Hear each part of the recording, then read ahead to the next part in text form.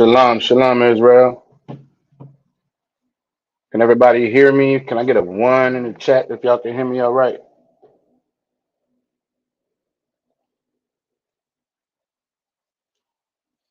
I could get a one in the chat if y'all can hear me okay.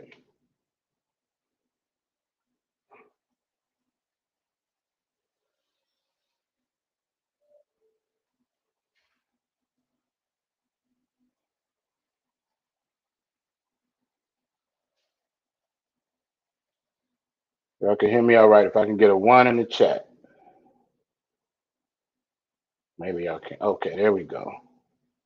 Trooper Yagadar, Sister Tawana, Thawada. All right. Shalom, Israel. Yahweh Shem Shabarakatah to the brothers. Yahweh Shemor. Thawad Shem Shah to the sisters. This is the Israelites. We are the Israelite School of Universal Practical Knowledge. Started out of 1 West 125th Street under Commanding General Yohana in 1969. We are not affiliated with any other Israelite or Christian group. This is the history class. And if you all saw the title, we're going to get in. We're going to be talking about oppression this evening. Blacks, Hispanics, and Native Americans are oppressed historically and continually. So we're going to get into some of the history of that, and also some of the future prophecies that are foretold in the Bible.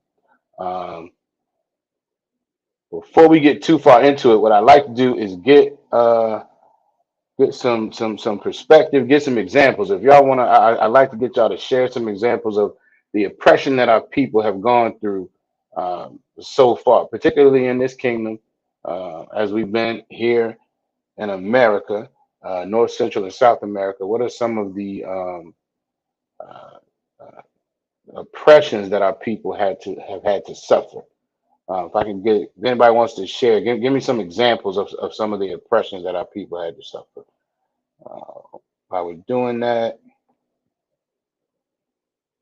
do some quick shout outs. We got Trooper Yagadar in the building, Sister Tawana in the building. Uh, and also remember to sign in. Everybody sign in so you can get your attendance.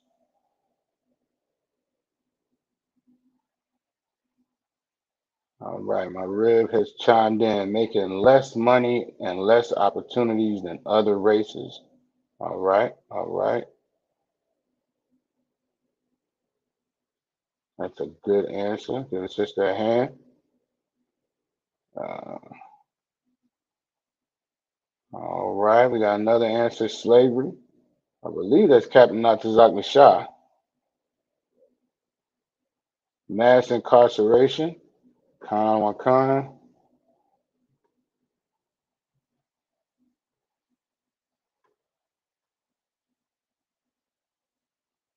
Anybody else want to chime in? Some examples. Some examples of our oppression.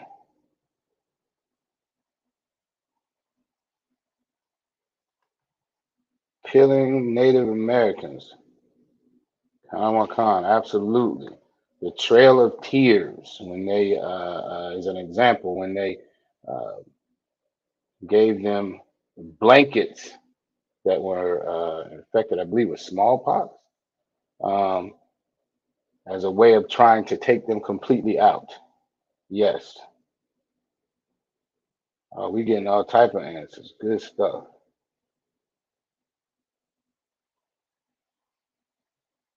Taking black men out of the homes to sell drugs and get incarcerated. Absolutely. Their sister a hand. Trooper Yagadar. Housing discrimination practices. Absolutely. Give them a hand.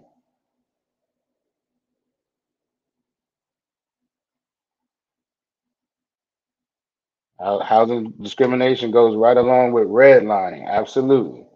Absolutely. Let's see.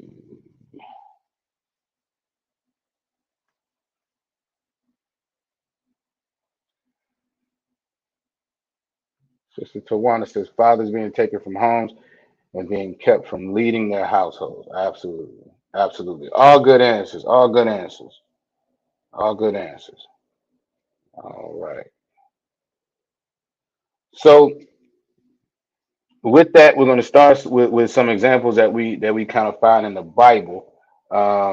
And a good place to start is going to be in Exodus, right? Uh, the question the question was, what are some examples of the oppression of blacks, Hispanics, and Native Indians that we can cite historically in this country? That was the question. If you want to chime in, feel free. Feel free. Everybody has great answers. Great answers. Y'all are absolutely right. Um, but going back to the scriptures, if we go to Exodus, uh, the first chapter, starting at 11. Now this is talking about when the children of Israel were in Egypt, and they started to grow. Now they were set apart, but they started to continue, obviously to multiply and grow, and the Egyptians started getting concerned about their numbers, right? So verse 11 says, "Therefore they did set over them taskmasters to afflict them with their burdens." Now what's a taskmaster? Who knows what a taskmaster is?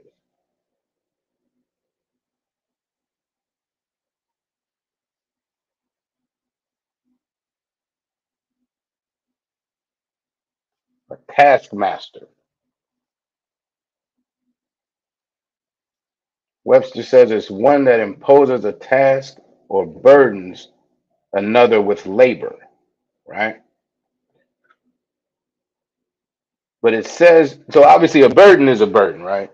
An overseer, absolutely. Give Trooper Yagadar a hand. Overseer is another term for it, absolutely. A supervisor, absolutely.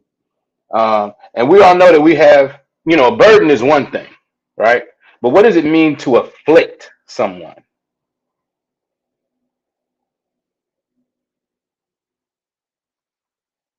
What does that word mean, to afflict? A burden is a job, basically, something you have to do. Okay, I get that. But what does it mean to afflict?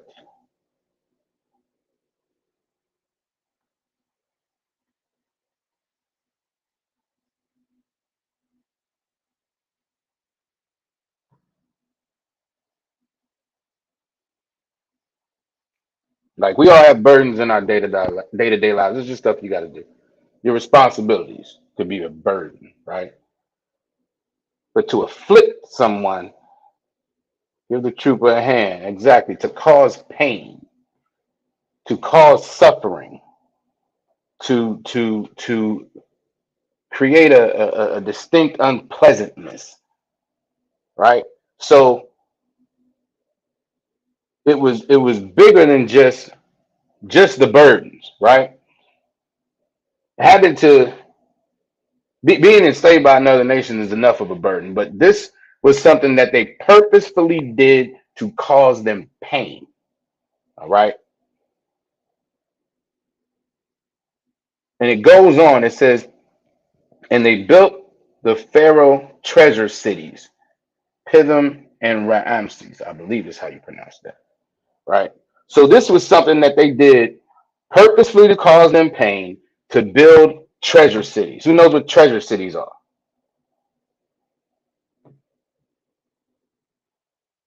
You can tell me what a treasure city is.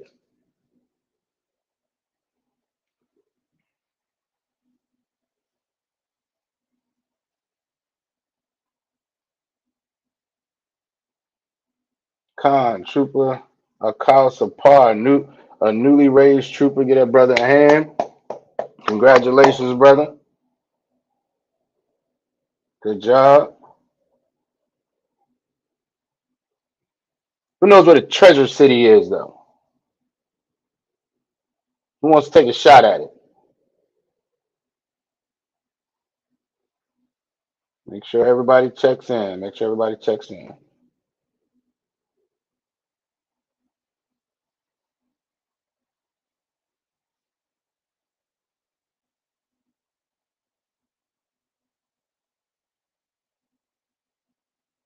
You tell me what a treasure city is.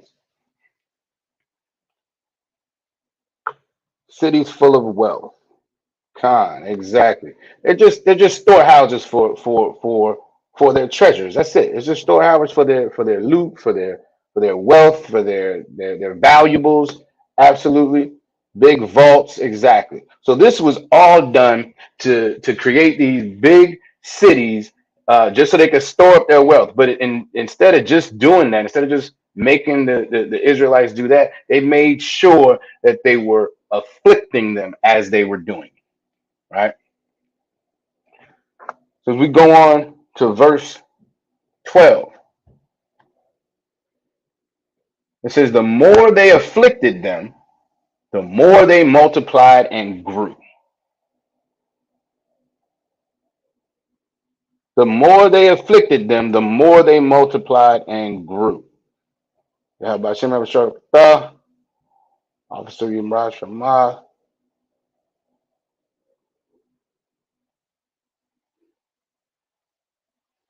The more they afflicted them, the more they grew, right? So it didn't matter. It didn't matter. The purpose of afflicting them with these burdens was really to try to destroy them, to bring them down. But it didn't matter. They continued to multiply and grow. What does that sound like? Who can give me another example of our people being oppressed and afflicted with burden, and we still continue to multiply and grow? This was in Egypt. In the Bible, that the scriptures that we're talking about, that happened in Egypt. Where else does that happen?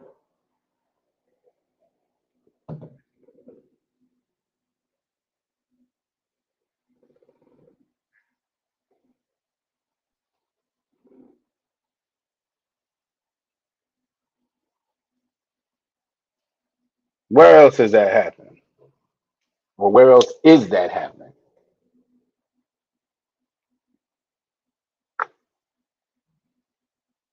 Khan, get a trooper in hand. Ghettos in America, Issachar, exactly. Get a sister in hand, slavery in the U.S., exactly. Sister Nah, America, exactly. Y'all are all correct. Y'all are all correct, right? And the scripture goes on, it says, and they were grieved because of the children of Israel.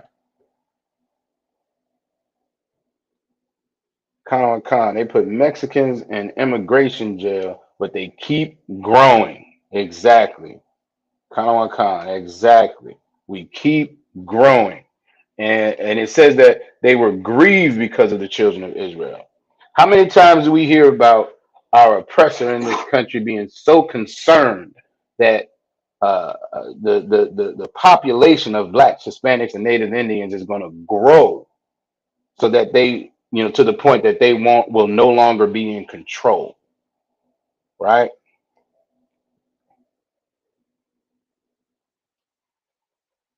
It was sad that we kept staying alive. Exactly. Exactly. Because their mission was to destroy us. But even in their afflicting and their burdens, we continue to grow. And even now, we hear about, again, the oppressors in this country, North, Central, and South America, talking about how, they're so concerned about the census and the population of blacks, Hispanics, and Native Indians, because they're essentially concerned they're going to lose control.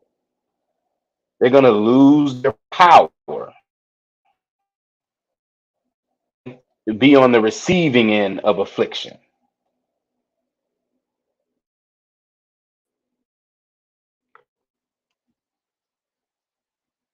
Con, it hurts to see.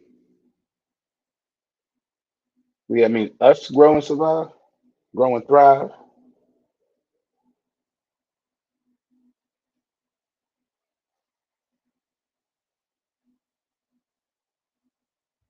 Triple Yagadar, I believe you're saying that by 2045. Okay, yeah, Esau reported to be a minority. Yeah, that's how that's what they're predicting. That by 2045 or at some point in the future, Esau will no longer be the majority, in this country, and they are absolutely terrified of it. Absolutely terrified of it. But we're going to get into some of the reasons that they're terrified of it tonight. Absolutely. Absolutely. Let's go on. Verse 13 says, and the Egyptians made the children of Israel to serve with rigor. Another good word. What's rigor mean? What does it mean to serve with rigor?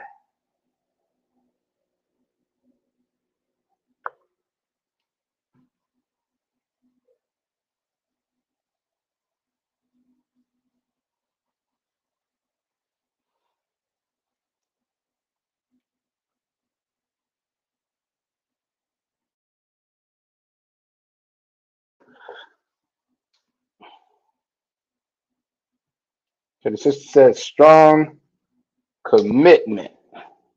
Serve with strong commitment. That's close. That's close. Sister Tawana says with strictness.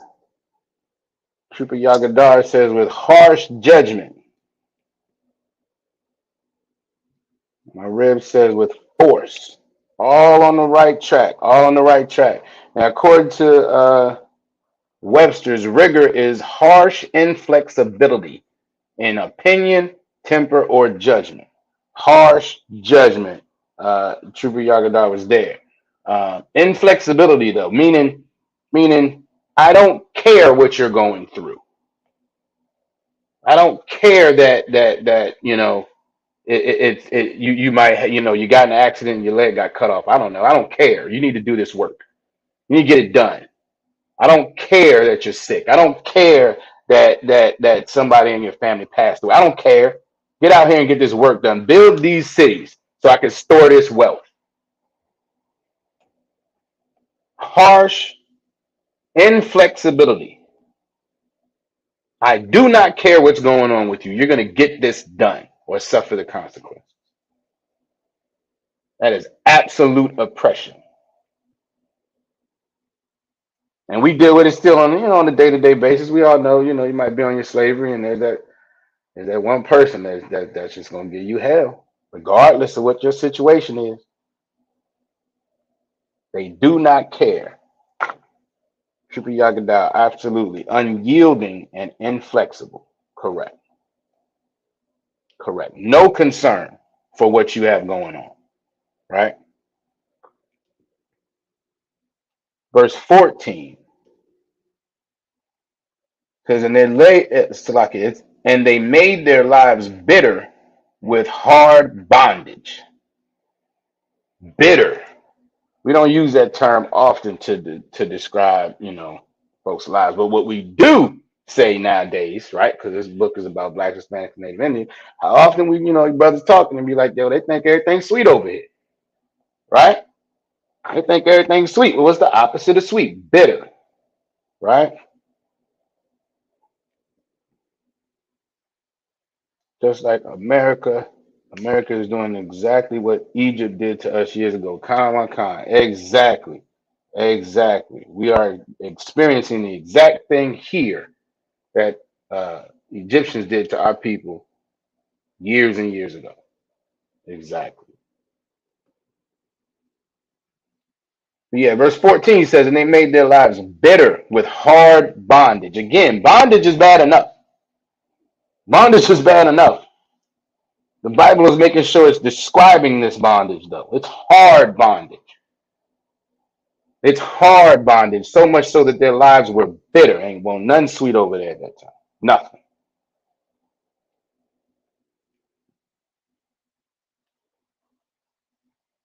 Kanawakan, bondage is slavery. Exactly. Exactly. And it was hard slavery. Hard slavery. Again, we call our 9 to 5 slavery. This was hard bondage. They use invisible change now with systematic oppression through courts and laws. Absolutely correct. Absolutely correct. So we go on. It says in mortar and in brick. and in all manner of service in the field. Again, in mortar and in brick. They're building cities here. So this hard bondage was with brick and mortar. They're building cities, right? And not just that, though, but in all service in the field.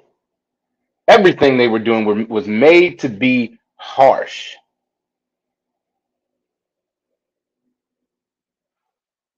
Goes on. In all their service, wherein they made them serve, was with rigor. Everything they made them do. Every aspect of their slavery was with rigor, an inflexible judgment, a harsh, forcible. Everything was just as hard and difficult as they could make it. We are forced to work in the efforts of building up another nation outside of our own. Exactly. Exactly. Just as they were back in Egypt, they were forced to build up this other nation that was not theirs just so they could store up wealth. How is that different than our experience here? We were forced for hundreds of years and even now to build up their wealth. It's not ours. We own nothing. The other nation that we are in captivity to, we are forced to build this nation up.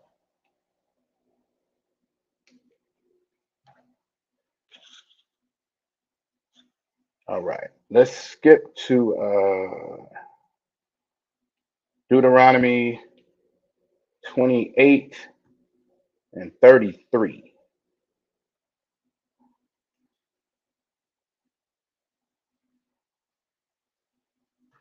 Again, this is another example of um, a description of oppression. This is a prophecy. It says, the fruit of thy land and all thy labors shall a nation which thou knowest not eat up. All the effort, all the work, all the results of that work,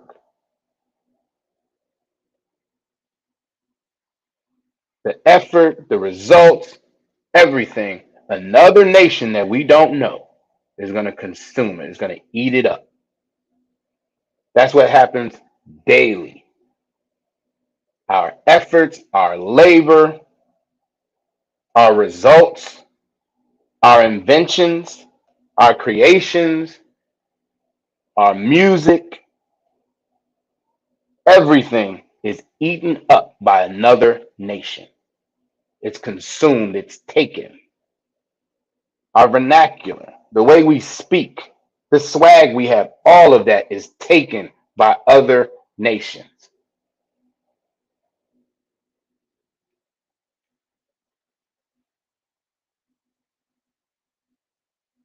And thou shalt be only oppressed and crushed away. That's it.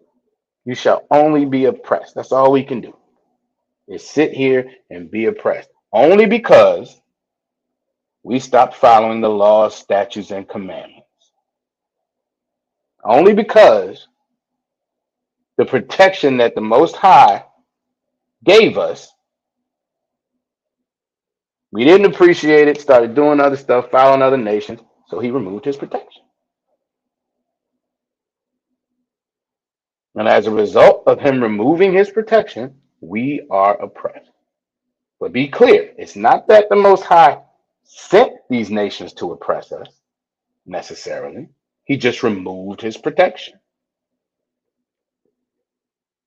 It's like when you have a child and you tell them, stop doing that, stop doing that, stop doing that, stop selling dope, stop robbing people, stop going out here stealing stuff. You try and they get caught, you try to go in and intervene, maybe you get them a lawyer, you try to, maybe you put some bond up, but you keep telling them you need to stop. You need to stop.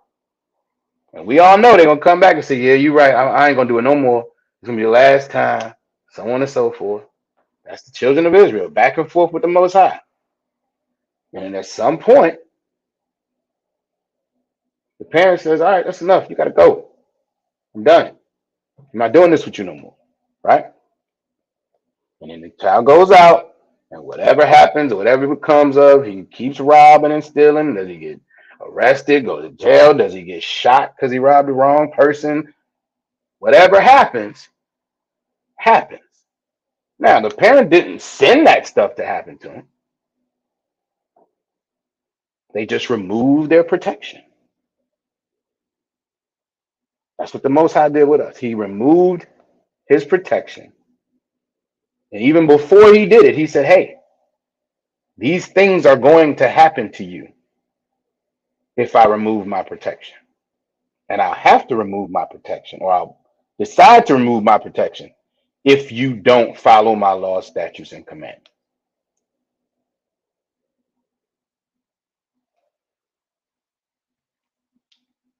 We worked the land in Esau. B. Gates owns 269,000 acres of farmland. Moab owns 192 acres of farmland. Exactly. Exactly. These other nations own it. We work it. This was never meant to be that way. But it is that way. And it will be that way until we collectively come back and start following the laws, statutes, and commandments.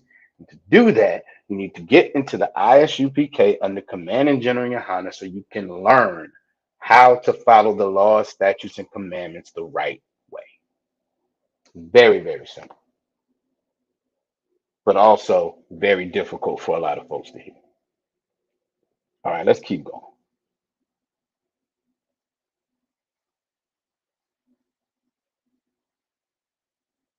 So let me see. If we skip over the Psalms, I'm messing up. Bear with me. Okay, there we go. Psalms 119.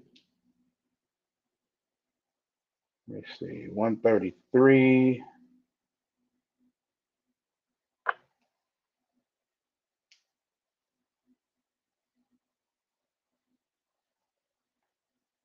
Now, this is Psalms that speaking to the Most High, asking for some help so they can be relieved from oppression. But just kind of read it. It says, "Order my steps in Thy word. Order my steps in Thy word." Again, uh, in ISUPK, we take orders. We take orders back here. I don't make a move without Officer Uraj have not to Dr. Shah giving me my orders, period. And whatever they say do, okay. Count out of one count. Very simple. And to be honest, it makes my life a lot easier because I don't have to figure this thing out. I just do whatever they tell me to do, knowing that they are priests and prophets of the Lord under command of General Yohana. It's very simple. We don't have to make it that difficult. But what we do have to do is humble ourselves. We have to humble ourselves and know that we have to report to another man, and everybody doesn't have uh, the intestinal fortitude to be able to do that. And if you don't, then this just ain't for you, but it ain't for everybody. But if you do, make the phone call, get in your all black, and get in class. Absolutely. Absolutely. Truth be Haggadah. Exactly. Exactly. We go on. It says, and let not thy Salaki, and let not any iniquity have dominion over me. What does it mean for iniquity to have dominion over you?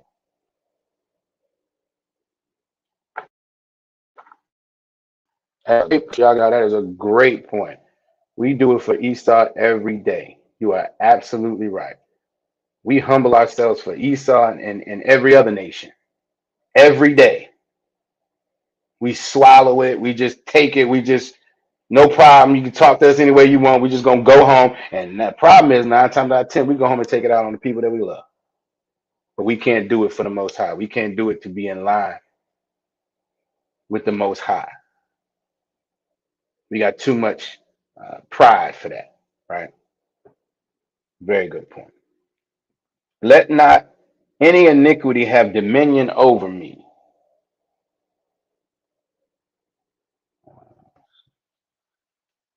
Shuba Yagada says that's being a slave to sin. Okay. Um, give me a more practical example though. What does it mean for sin to for you to be a slave to sin?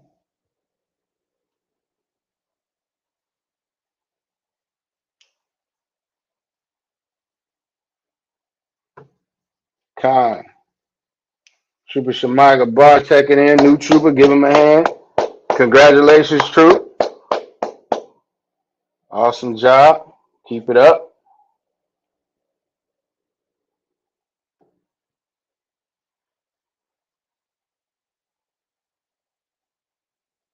Sister Tawana said to not let any immorality take over. Okay. That's true. That's true. I'm looking for a real practical perspective, though. A practical answer. Give Trooper Yagada a hand. Strung out on drugs. Exactly. Exactly. Once you start down the road, I mean, there are people out here that smoke weed and it's just impossible for them to stop. In their mind, anyway. It's impossible for them to stop. There's people that smoke cigarettes, smoke black and mild, crack, heroin, cocaine, can name it all. And that's just the drugs, right?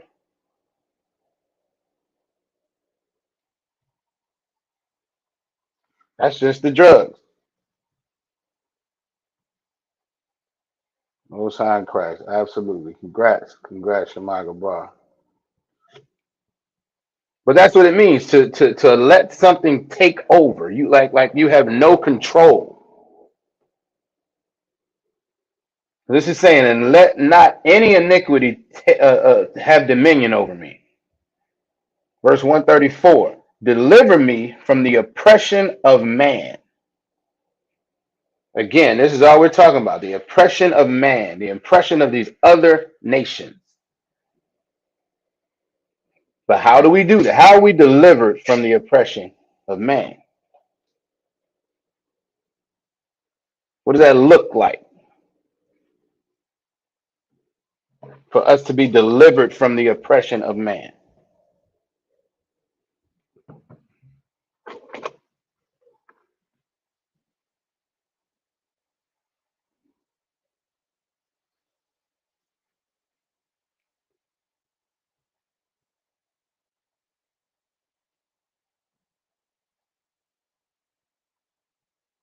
Give Trooper Yagada a hand. Absolutely. You can be strung out on America's philosophy, which is rooted in iniquity and oppression. Exactly. America's, this society is encourages iniquity. It encourages us not following the laws.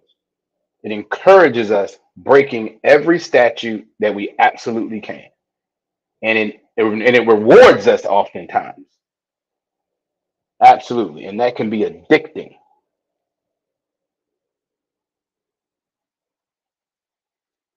Yes, how are we delivered? Removing your heart from this place, following the law, statutes, and commandments. Exactly, and the scripture goes on. Verse 134 goes on. It says, "Oh, let me start from the top." It says, "Deliver me from the oppression of man, so will I keep thy precepts." What are precepts? Laws. Very simple. Very simple, right? 135, verse 135, it says, "Make thy face to shine upon thy servant and teach me thy statutes." Again, law, statutes, and commandments are how we are delivered from the oppressor, how we are going to be protected from this oppression that all of these nations are happy to inflict upon us, are happy to inflict upon us. Verse 136 says, Rivers of water, Salaki, rivers of waters run down mine eyes because they keep not thy law. He is crying for his people because they keep not thy law. And that's what we do as the ISUPK. We go out on the streets. We teach these classes. We're trying to get the Lord's people, the Most High's people, to get back in line and keep his laws. Why do we do it? Who can give me the answer? Why do we go out and teach the Most High's people to keep his laws? Why is it important to do that? What are we showing when we do that?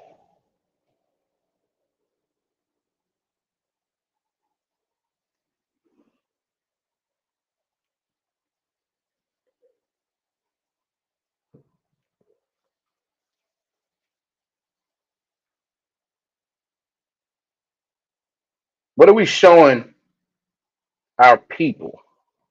In addition to the fact that they need to keep the laws, we're expressing some to give Trooper Yagadars on it. Absolutely. We are showing them love. We show them love by explaining and showing them the error of their ways and showing them that they need to get back to following these laws, statutes, and commandments. That's love. What's the precept?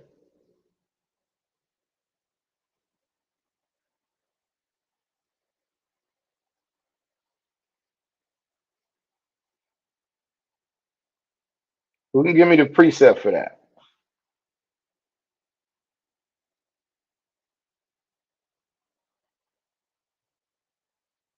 Side note, this is like my favorite precept because it was the first one I could memorize.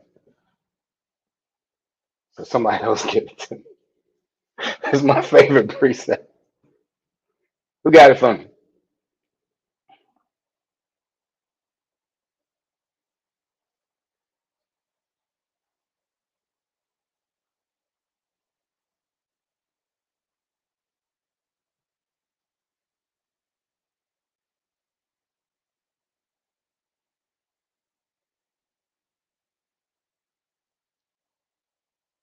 Who got the precept? How do we know this is love?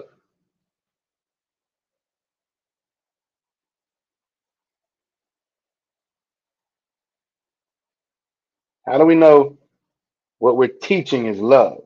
We're doing it because we love our brothers. We love our sisters.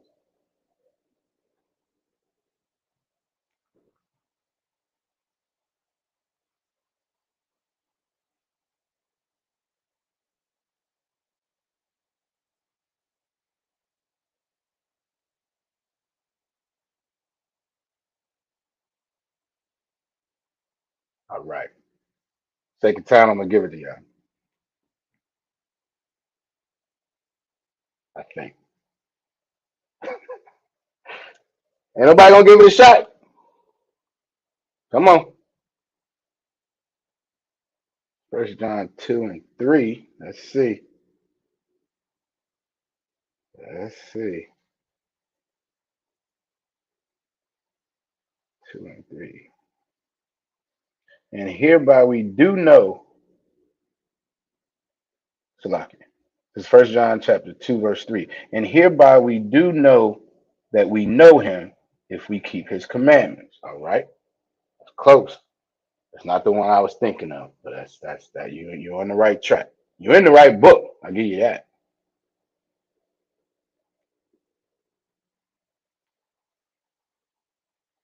I'll give it to y'all. It's First John 5 and 3. Again, this is mostly, oftentimes, not even oftentimes, every time. Obviously, Urash references this in the brotherhood script, brotherhood class. We know brotherhood is love, and 5 and 2. Okay, I'm with you. I'm with you. I'm with you, Chupa Yagada. Yeah, you absolutely on it. So I'll start at verse 2. Absolutely. 1 John chapter 5, verse 2. By this we know that we love the children of God, that we love God and we keep his commandments. Absolutely. Verse 3. For this is the love of God, that we keep his commandments, and his commandments are not grievous. Very simple. Very simple. Right? The Christian church and our oppressor and everybody acts like love is this weird, magical, mystical thing that we can't figure out, and it's just amazing and it's wonderful and it just happens and it's flowers and butterflies and roses and it's all that. And there's really no work you have to do because love is just wonderful and the heart what it wants and all this nonsense. And it's so much easier and simpler to understand what love actually is. It's just following the law, statutes, and commandments, and they're not grievous, meaning they're not difficult. It's very simple. Do what the Most High says do, and don't do what He says not to. That's simple. Let's keep going. All right. Let's go over to Isaiah.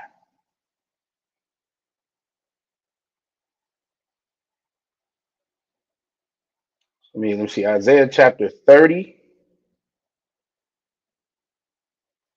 We're going to start at verse 9. But before I read it, let me get some ideas. Let me get some perspective. Let me get some opinion on why it's so difficult for our people to follow the law, statutes, and commandments. Now, there are several answers, right? And we're going to get into a few of them. But just give me some examples and some perspectives on why it's so difficult for our people to follow the law, statutes, and commandments the way the Most High wants.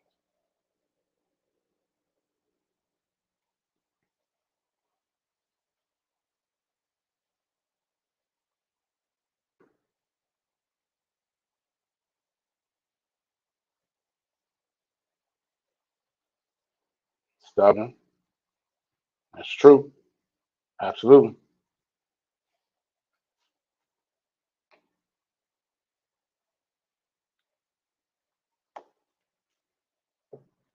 Who else? Why is it so difficult for our people to follow the law, statutes, and commandments?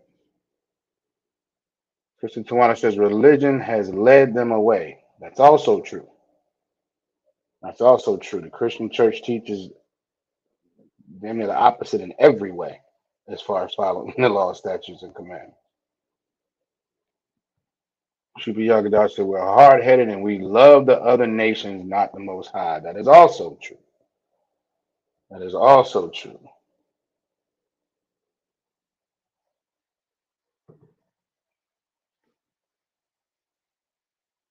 Sister says they have been erased by the world and through time have been manipulated.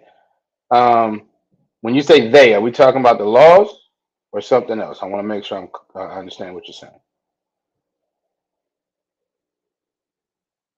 But you all are on the right track with all of those answers. Absolutely. All right. So if we go on to actually read the scriptures again, this is the book of Isaiah, chapter 30, verse 9. Says that this is a rebellious people.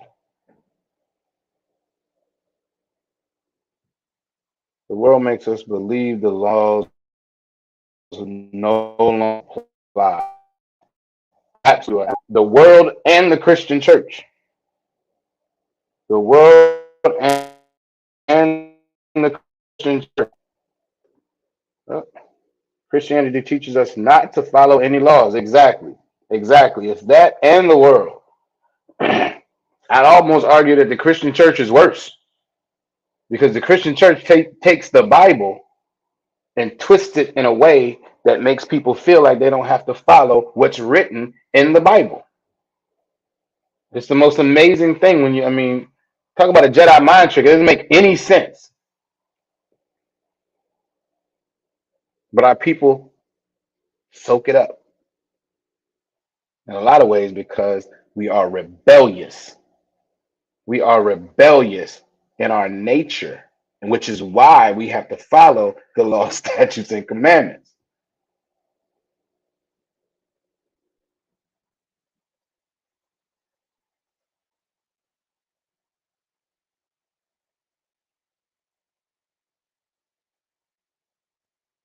So the word rebel, right? To oppose or disobey one in authority or control.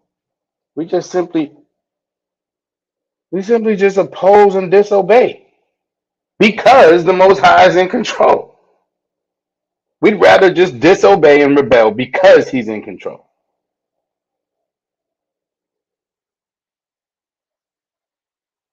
Like Rev says, sheep, I mean, people follow the masses blindly. Correct. We do.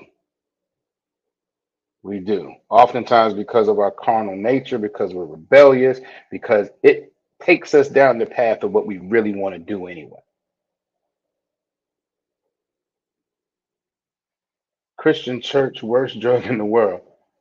You inject it, you're injected with it at birth, and the whole world getting high. Exactly. Exactly. Particularly in this kingdom. Particularly in this kingdom. We talked about it last week about as far as how the Christianity, as it is now, is essentially just the worship of a bunch of pagan gods. That's all it is. But we're given that at birth. Nobody really knows the Bible. They just run out and say they got called by the Lord. I've been called by the Lord. So now I'm going to start preaching. Only person that's getting direct instruction from the Most High right now is Commander General Yohana. Period. He is the prophet on the earth right now. Everybody talking about they got a personal relationship with God and they've been called by the Most High and all the other stuff. No, you haven't. Not unless you're in the ISUPK. Period. You are not authorized to go out and preach what you have made up in your mind and teach what you have made up in your mind. You are not authorized to do so. But people do it every day and they get these huge congregations and all they're doing is telling people the stuff that they want to hear. They're telling them you can eat shrimp, crab, pork, lobster. You can do anything you want because the law is done away with because Jesus left it on the cross. And none of that's in the Bible. But because it's what we want to hear, and because we are rebellious people who just go against go against the Most High who is in charge, here we are. But let's keep going. Lying children, children that will not hear the law of the Most High. Lying children. So as a side note, right? Everybody knows a lying child is like one of the worst things. Like you try to nip that in the bud early, right? Because of course, children, they be scared about getting in trouble. They're gonna tell a little white lie. I don't want to get in trouble. Blah blah blah blah blah. I get all that. But when you have a child, and we all probably, it's not our children. It's a cousin's child or a niece child or something like that. Where it's just this lying little kid, man, and you like, oh, you see where this kid's future's going because it says a lot. Most children are pretty honest, but when you get to the point where you have a little lying kid, again, rebellious, just going against, and it's ingrained in them. When you get that, you see where that goes. You see where that goes. But going back to what Trooper said, we are given this drug from birth. It says children that will not hear the law of the Most High. We don't want to hear it, by and large. We don't want to hear it. You want to tell me stuff I can't do? You want to have control over my life? No, I'm not with that. You want me to change? No, I'm not interested in that. I'm going to Red Lobster. I'm going to give me some shrimp. That's the way we are. It's so bad. Like I know a brother that is allergic to shrimp, allergic to crab. He got an iodine allergy. Like it'll kill him. Like it's very simple. Don't do it. Because while obviously if we break the law, we subject to death. This will kill him like immediately, right? He got to keep an EpiPen or something on him, Benadryl. He be popping them, but it's like this difficult thing for him to stop. And I'm looking at him like, yo, what? You're gonna die, and this ain't metaphorically speaking.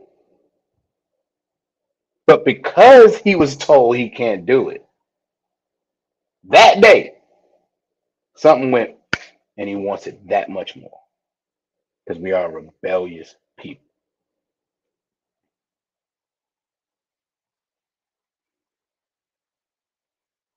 Absolutely right, True. We teach our children to lie with Christmas and tooth fairies. It's crazy. Exactly. Christmas, tooth fairies, well, Cupid, you name it. The Easter Bunny, all of this nonsense. All of it's absolute nonsense. But we teach our children to do so. Well, Mom, it's too, I don't want to. Exactly. Exactly. They be popping Benadryl like it's vitamins. Knowing full well, I mean, it's not a metaphorical death. You are putting your life at risk every time you pop one in your mouth, and they just I'm going to pop these Benadryl and I'll be all right. Lord know my heart. It's stuff like that. I don't understand. I don't understand. I do not understand. Other than yes, I do. Let me take that back. It's because we are a rebellious people. And we are rebellious people. Absolutely. Let's go on though. Verse 10 says, which say to the seers, see not, and to the prophets, prophesy not unto us right things. Now, how many times we've been out on the street, we bringing out the truth, and somebody comes up like, nah, y'all wrong. Y'all wrong. You show it to them in the Bible, you break down the scriptures. No, no, no, that's not right. You give them the full context about the whole, we can eat whatever we want. No, that's not what Christ was talking about. Washing hands, not the actual food. He followed the law. No, no, no, no. I don't even want you. I don't even want to hear that. I don't even want to hear that. They're almost telling you, look, stop bringing out the truth to me.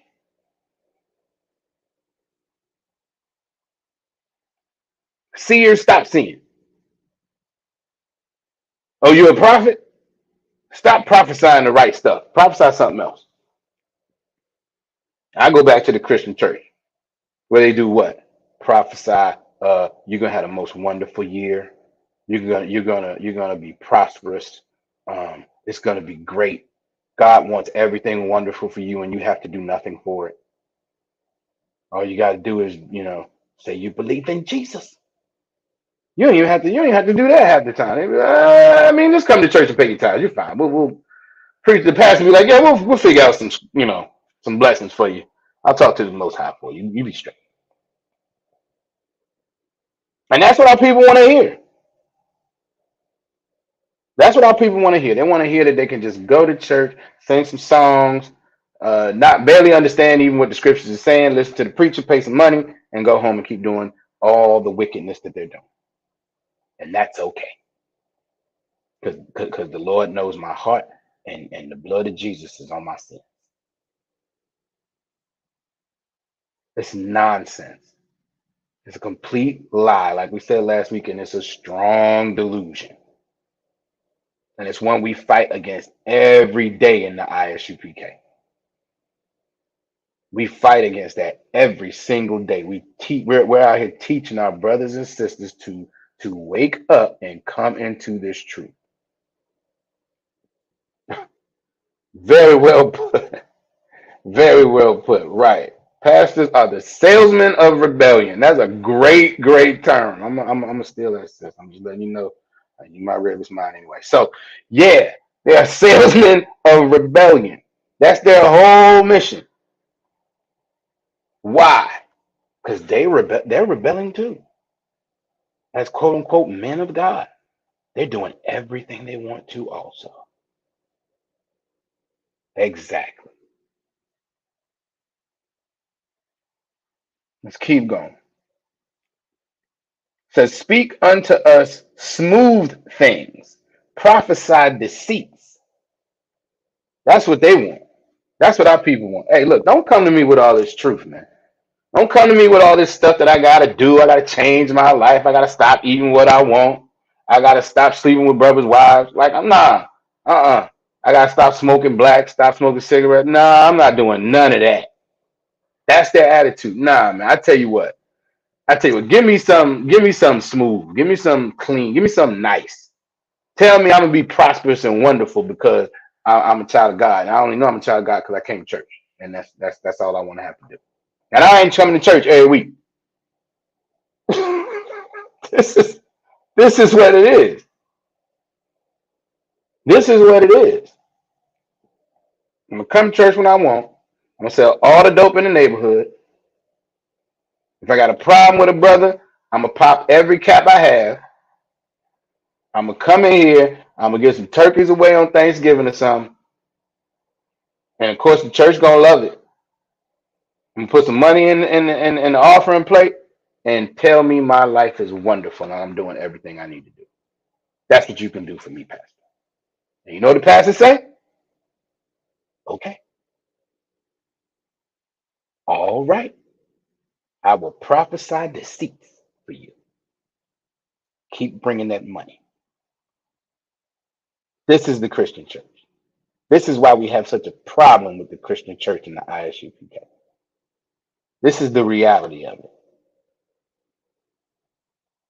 Keep going. Verse 11. Get you out of the way. Get out of the way, man. That's what they're saying to us. That's what they're saying to the true priests and prophets of the Lord. Hey, man, get out of the way. Nobody want to hear all that. Man. Nobody doing all that, man. Get out the way. It's the worst. Turn aside out of the path. Cause the Holy One of Israel to cease from before us. Get out of my face with that, man.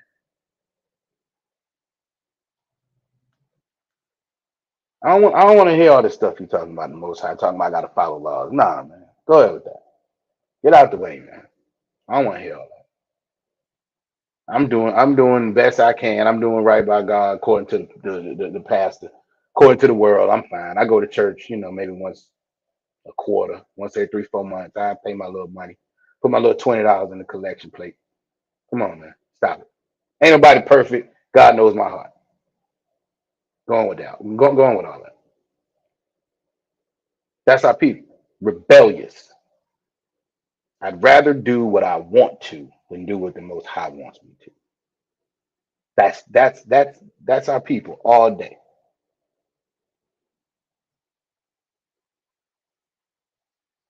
Black man give a love offering and Esau throw up 3 Hail Marys. All to be the most wicked on earth. Exactly. Exactly. Esau throw up them Hail Marys going in that confession booth and confess the most wickedness in the world. They'll walk in there and say anything between pedophilia, murder, drug dealing, anything. And you know their priests or whatever, they'd be like, all right, we'll say about 3 Hail Marys, rub them rosary beads or something. I don't know, I ain't never been in there, but this is the nonsense.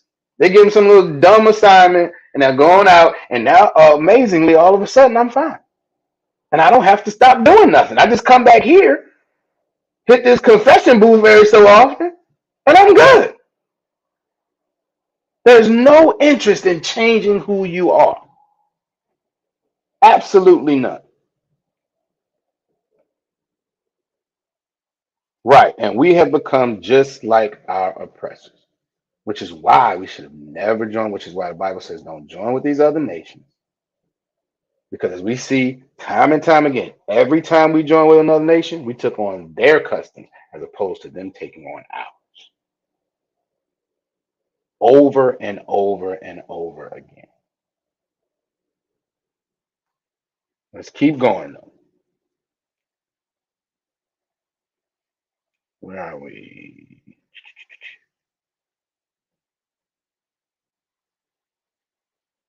Verse 12 says, wherefore, thus saith the Holy One of Israel. This is talking about Christ. I'm Salaki, this is talking about the Most High.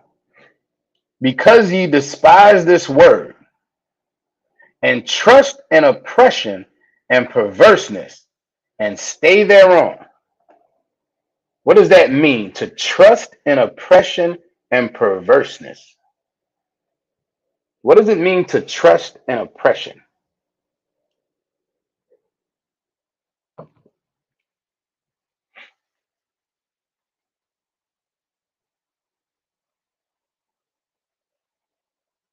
What does it mean to trust in oppression and perverseness?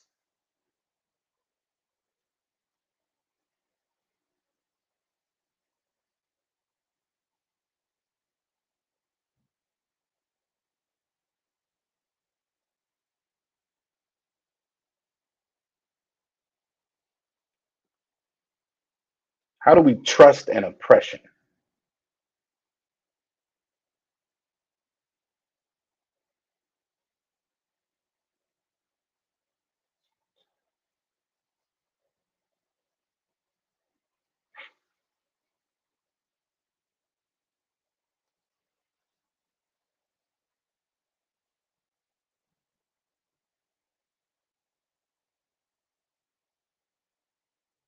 All right, trusting in the ways of the oppressor and perverseness and wickedness. Okay, give me a little bit more though.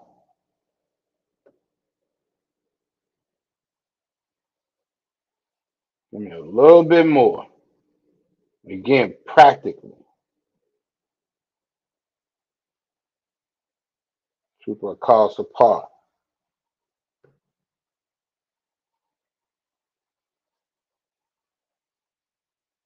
Let me give y'all a precept, right? We're going to jump over to Psalms chapter 62. Is that right? Yeah, 62 and 10. It's lucky. Says example, food stamps in exchange for kicking the strong man out of the house. Okay, yep. That's along the right lines. Absolutely. Kind. Psalm 62 and 10 says, trust not in oppression and become not vain in robbery.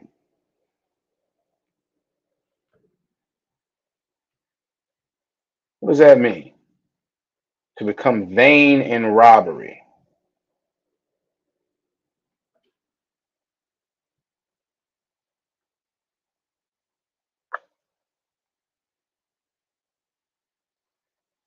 The definition of vain,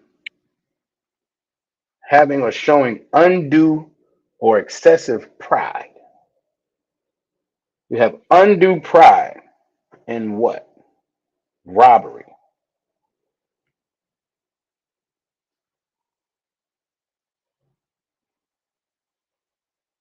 The scripture goes on, it says, if riches increase, set not your heart upon them. This is it. This is all an example of trusting in oppression and perverseness. Become not vain in robbery. If riches increase, set not your heart upon them.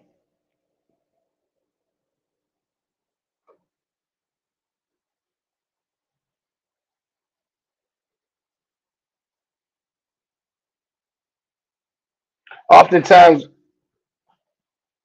especially us, blacks, Hispanics, and Native Indians, what happens when we get a little paper?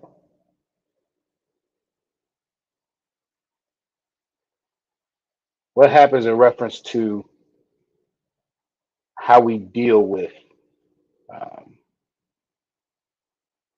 the reality of oppression? Like if you make a little bit of money, let's see, wait, should be Yagadah. Give him a hand. He knew exactly where I was going. We look up to the wealthy and look down on each other. Exactly. Exactly. Sounds like a brother trusting in crime. Sorta. That's it's along those same lines. Along those same lines. Sister Tawana says, move to white neighborhoods and leave our people behind. Exactly. Let's see. Burning on Jordans and cars. All right. That's true. That's true. Sell drugs to each other like Esau and to live like Esau. Right. Right. Right. And all of that is trusting in oppression. Right. We've gotten some money. Right. And oftentimes, once we get to a certain height, we definitely not gonna listen about anybody talk about following the law, statutes, or commandments. We ain't doing that. I don't need the idea is they don't even need to because I got this paper. I'm good. What Kanye said, when I get my money right, they can't tell me nothing. That's the way we act. In our minds, when we get some paper, can't nobody tell us nothing. No matter how we got that money. To the brother's point, we sell drugs for it, we commit crimes for it, right? And even if we get it, quote unquote legally, we burn it on Jordans, we look down on our people, we move away. All of that is trusting in oppression and perverseness because this society is built on that. The society is built on oppression of people, particularly blacks, Hispanics, and Native Indians.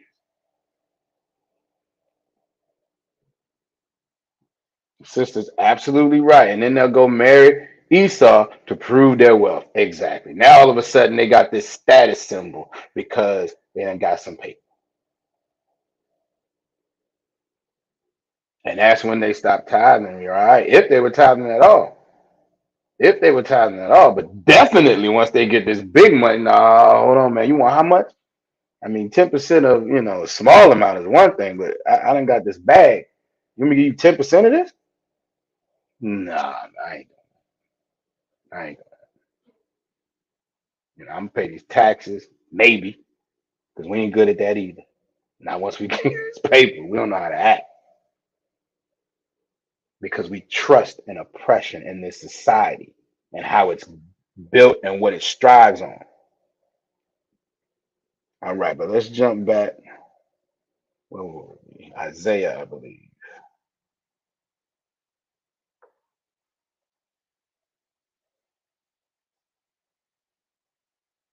30. What verse are we on?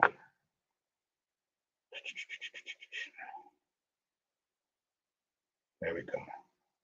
Yep, we were on verse 12. So now verse 13 says, it's like it. Therefore, this iniquity shall be to you as a breach ready to fall. What does that word breach mean in this context?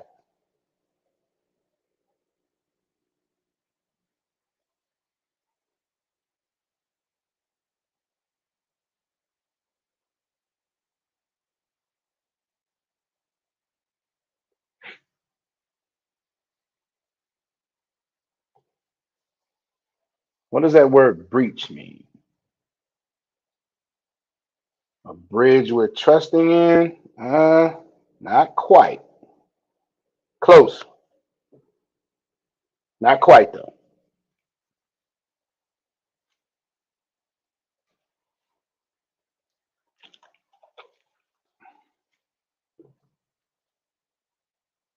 Who else want to give it a shot?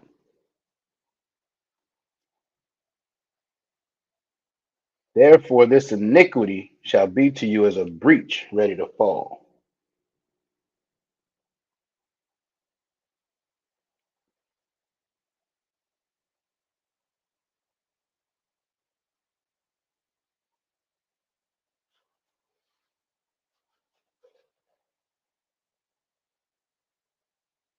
All right.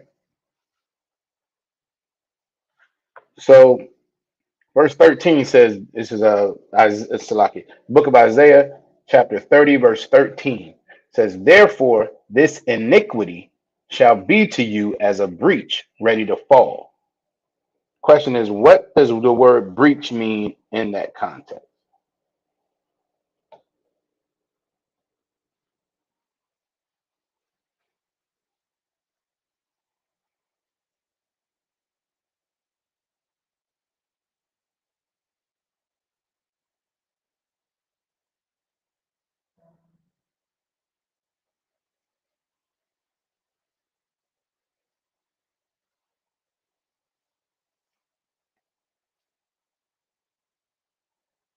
Anybody else want to give it a shot?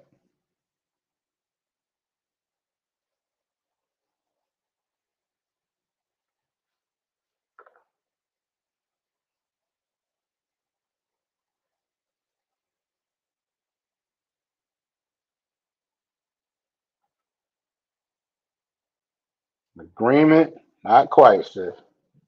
Not quite. That's all right. Y'all giving it a shot. I appreciate it. I appreciate it. So let's keep reading, right? So as the verse goes on, it says, swelling out in a high wall, whose breaking cometh suddenly at an instant, right? So when we go over to Webster's and look up the word breach,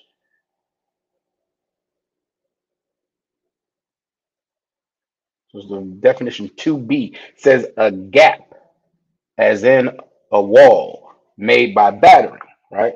So what this is describing is a gap in a wall, a hole, but it's saying that our iniquity shall be to us as a breach in a wall. So if you think about it, you might have a hole in a wall or something. You think about a foundation of a house, right? You might have a crack in it, and that crack might be there for years. There we go, y'all on it. True, across the part says a breach, trap, destruction to one committing sin, breach, hole in the wall. Exactly. Trooper Yagadar says like a crack and surface. Exactly. So what happens is you'll have that crack, and that crack might be there for years. Might be there for a long time. Nobody's doing nothing with it. They just, you see it. Maybe you keep an eye on it. Maybe you don't even know about it.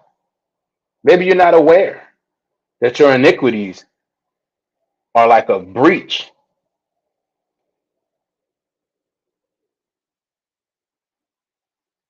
or a dam with a hole water can come through wall fall. Right. Exactly. Over enough time, I got you. I got you, True. Yep. Over enough time, though, that breach can cause the entire thing to rupture and fall and be destroyed. When will that happen? You don't know. But when it does, it's going to happen suddenly and at an instant. That's what our iniquities, that's what our sins are to us. That's what not following the law is.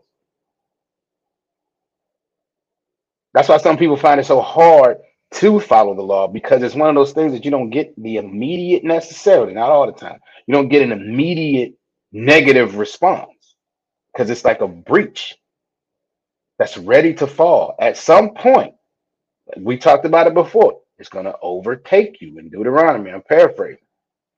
These curses are going to overtake us. So at some point, this breach is going to make that wall collapse.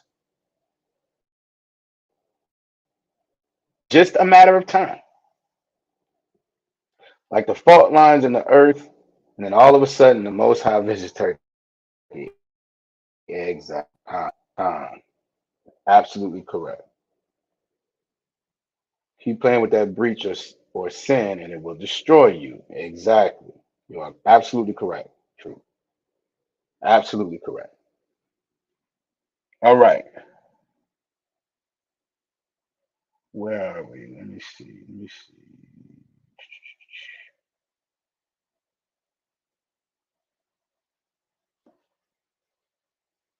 Let me see. Psalms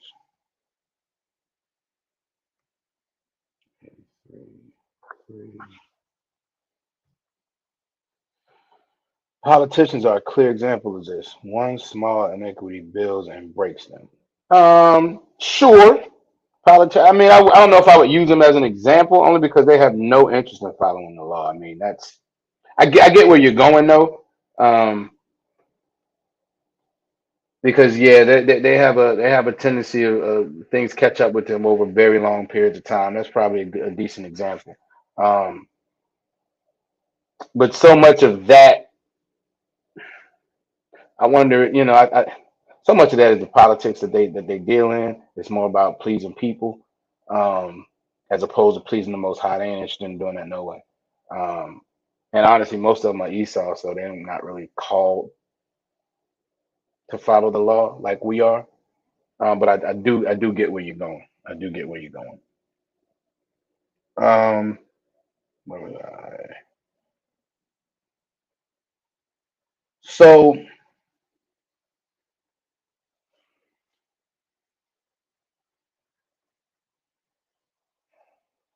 worldly example. Conscious.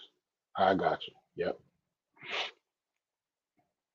So our iniquities are the breach. We're oppressed because of our iniquities. It's not the Most High doing it. It's the Most High removing His protection. How do we know that though? How do we know that the Most High didn't send these other nations? This is just a result of the Most High removing His protection.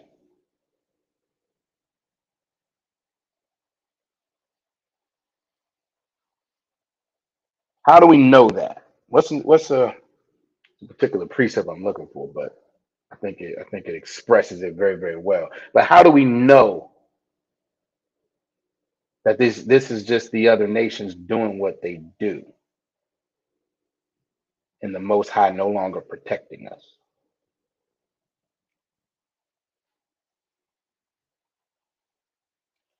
Trusting in the ways of the world, I trust the street or my degree, etc. Not the Most High, not the Most High's ways of the world. All right,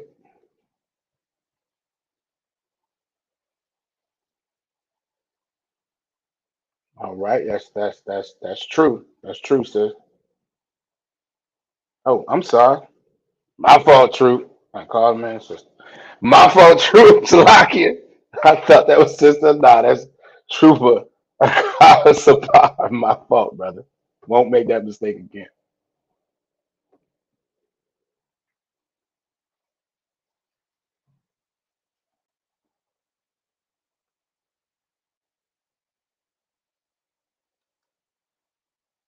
Anybody got an idea of how we can know or why we know that the Most High is not doing these things to us? He's just removed his protection, and these other nations are doing what they do.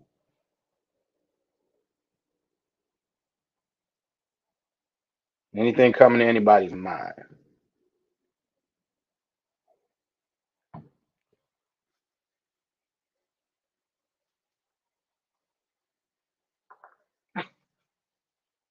Give Trooper Yagadar a hand. He is absolutely right. He is absolutely right.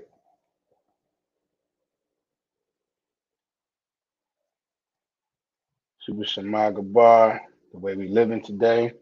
All right. Well, let's go to the scripture real quick. Book of Psalms 83, verse 2. For lo, thine enemies make a tumult, and they hate thee, Salakia, and they that hate thee have lifted up the head.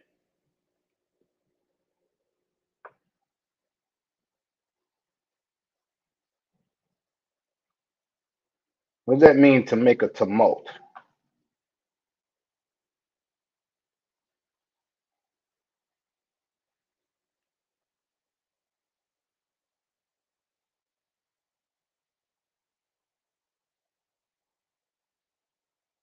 Triple Shemaga got it. Shemaga Bar got it also. Yep. What does that mean to make a tumult?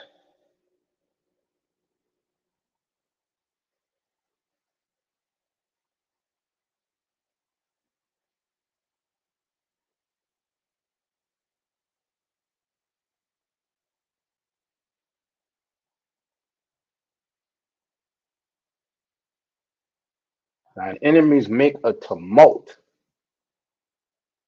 and they that hate thee have lifted up the head.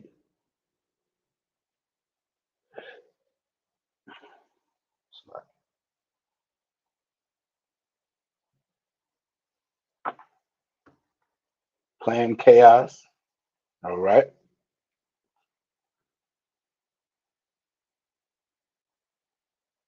All right.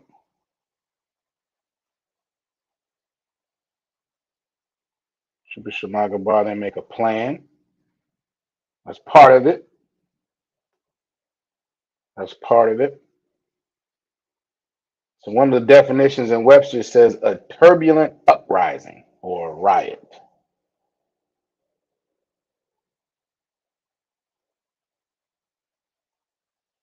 Officer Kushan in the building. How about you know Shabakata?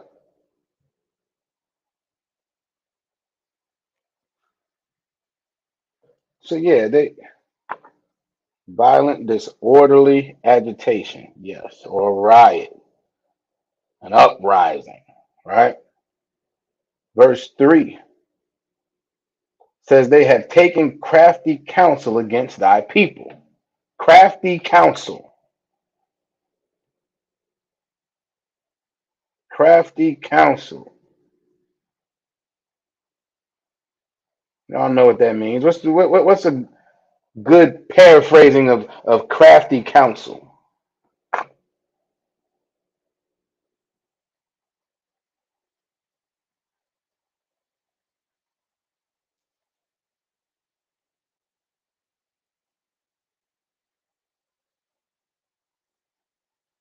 Crafty counsel.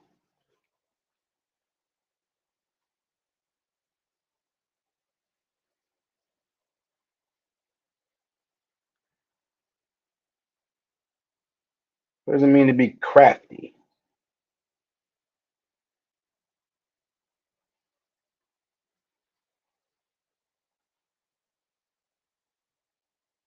Tedious and trickery. All right. So along the right lines. Absolutely.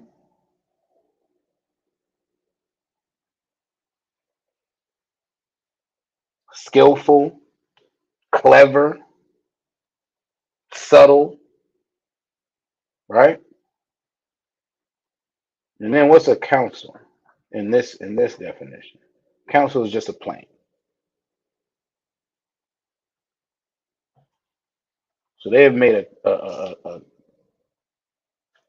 crafty, a subtle and devious, right? They've made a subtle, devious, slick, right? Subtle plan against thy people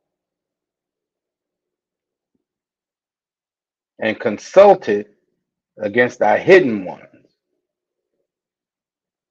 Verse 4 they have said, come and let us cut them off from being a nation. Let us cut them off from being a nation. Right. Devise and design. Right. Crafty counsel. Exactly. But cut them off from being a nation. Why was it important to them? Why was the result, their goal, to cut us off from being a nation? And what does that mean? What does it mean to cut us off from being a nation?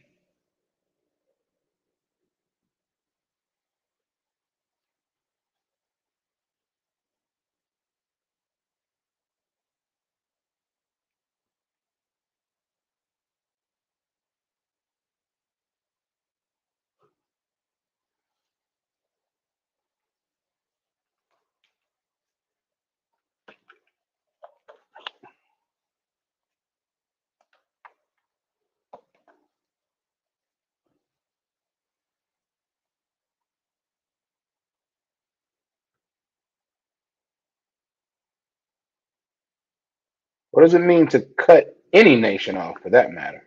What does it mean to cut a nation off so that they're no longer a nation? Unification is power. That is absolutely true. That's absolutely true.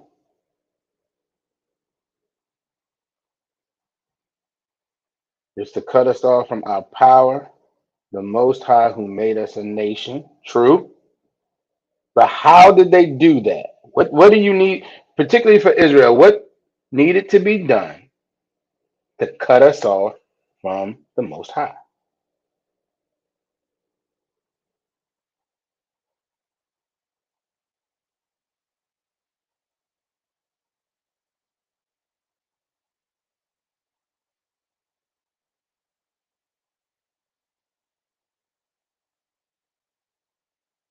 Cause us to lose faith in each other and be divided so we can destroy each other.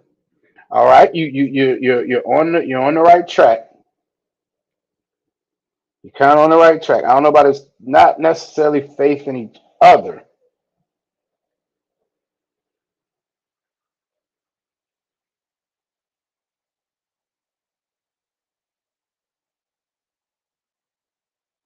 Obviously, Yerushalayim said to take away our power of governing ourselves and taking away our resources. Khan, Khan.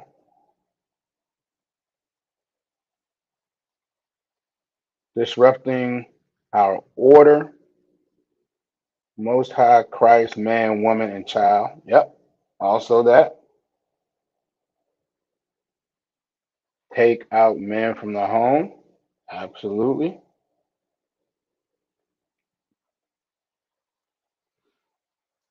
And at the end of the day, what they also did was just remove the importance of us following the law, statutes, and commandments.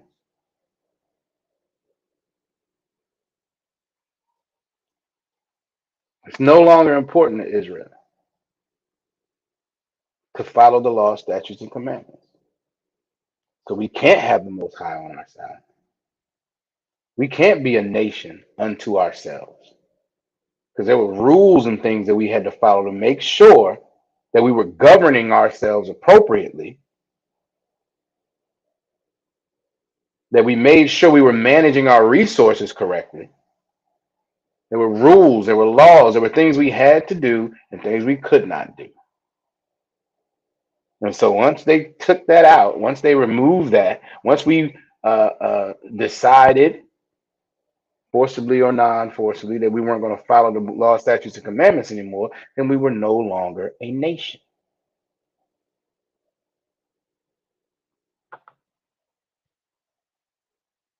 Take away rules from community law, statutes, and commandments. Exactly. Exactly. Exactly. Now we're just individuals out here. That's what our perception is. Cuba Shamagabar said they wanted to take away a threat. Exactly. Because one thing that they do know or did know was that as long as Israel was following the law, statutes, and commandments, and the Most High, our God, was on our side, we were a threat. We were a threat because they could not do it. I mean, they can't, they arms ain't long enough to hot box with God. Absolutely not.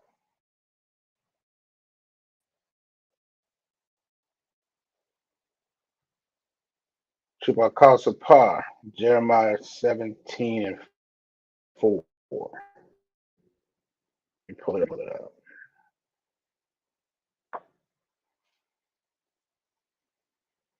The book of Jeremiah, chapter 17, verse 4. And thou, even thyself, shalt discontinue from thine heritage that I gave thee. Exactly. This is what happened to us. And this is a prophecy, though. And I will cause thee to serve thine enemies in a land which thou knowest not. Almost self-explanatory. I almost don't even need a breakdown. We know what that is. Transatlantic slave trade in the Bible. I will cause thee to serve thine enemies. These other nations are our enemies. They know it. We don't. They absolutely know it. We don't. Again, no thanks to the Christian church. Christian church says you should love everybody. They don't love everybody. This is so-called a Christian nation. That's what they teach, right? Christian nation. That's what they say. So, so to love everybody, you're supposed to forgive your enemies. That's what they say. And when them towers fell, they bombed everything over there in the Middle East. They bombed countries that had nothing to do with it. But when you cross the oppressor, our primary oppressor, everybody got to die. That's what they do. There's no forgiveness. There's no understanding. There's no turning the other cheek. None of that happens. Esau destroys everything when he feels he's been violated or attacked. That's what happens.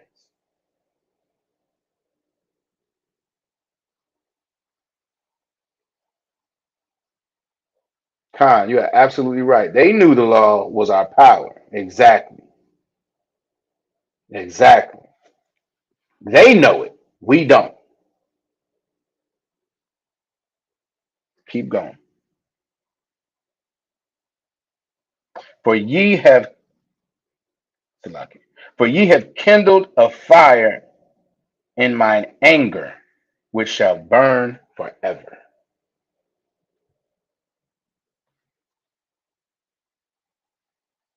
We kindled that fire in the Most High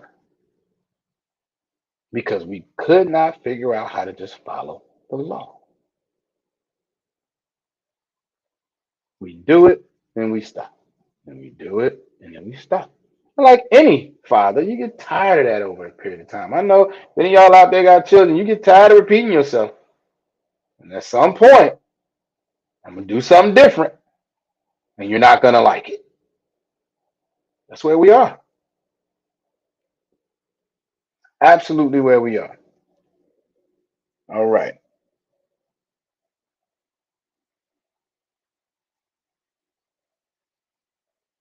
Now, we understand how we got here. We understand where we are, right? We also got some good news, though, right?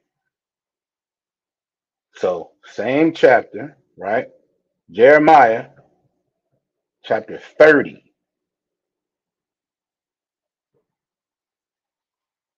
We're going to start at verse 8.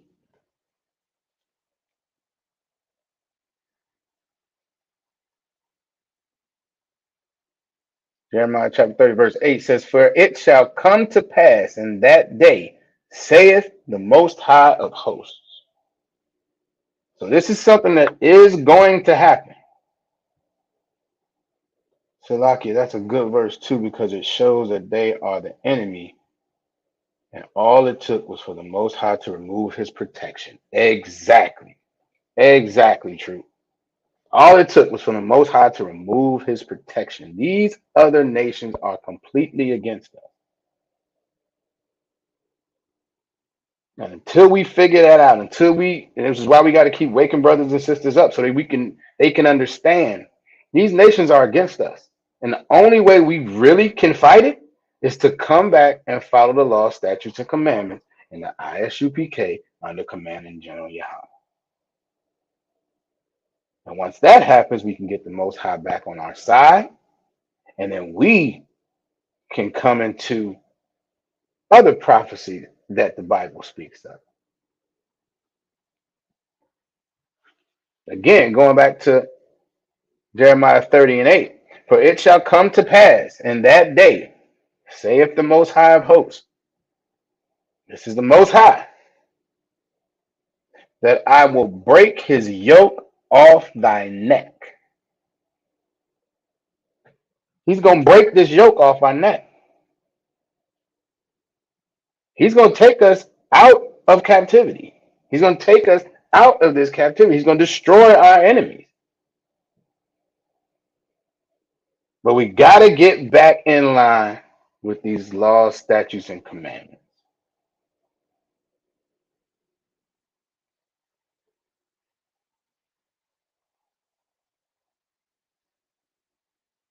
Tell you what, we got a few more scriptures on that.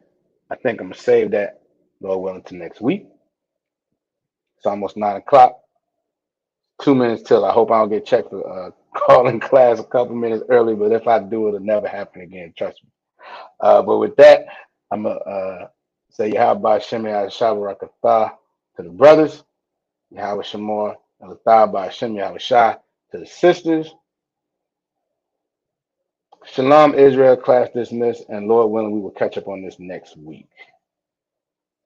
Shalom.